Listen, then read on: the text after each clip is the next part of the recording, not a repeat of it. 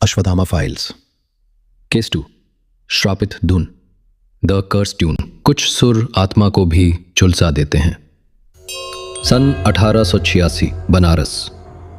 शास्त्रीय संगीत के एक महान आचार्य पंडित वासुदेव निमकार एक राग की रचना करते हैं जिसे उन्होंने एक स्वप्न में सुना था।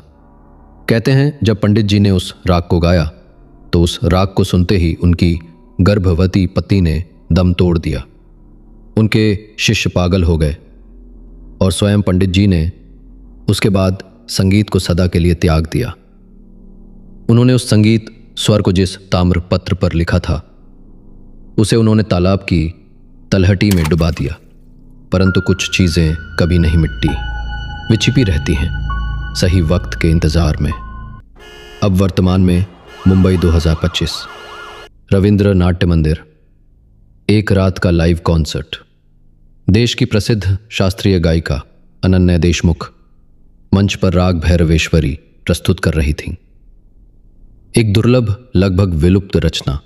जैसे ही उन्होंने एक विशेष आलाप को छेड़ा, स्टेज की लाइट्स चिलमिलाने लगीं, दर्शकों की जैसे सांसें अटक गईं और संगीत के अंतिम तान पर अनन्या की आंखों से खून बह निकला और वो धड़ाम से मंच पर गिर गईं।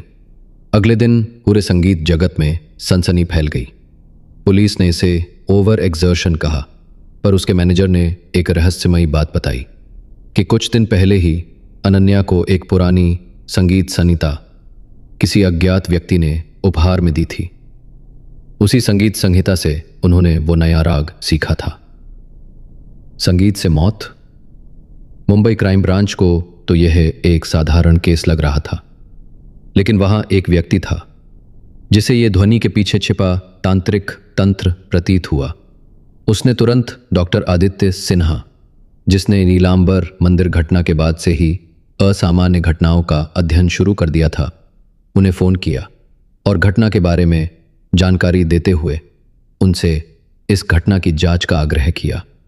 डॉक्टर आदित्य ने कहा कि वो किसी ज़रूरी काम से शहर से बाहर है, लेकिन वे किसी को मदद के लिए भेज रहे हैं।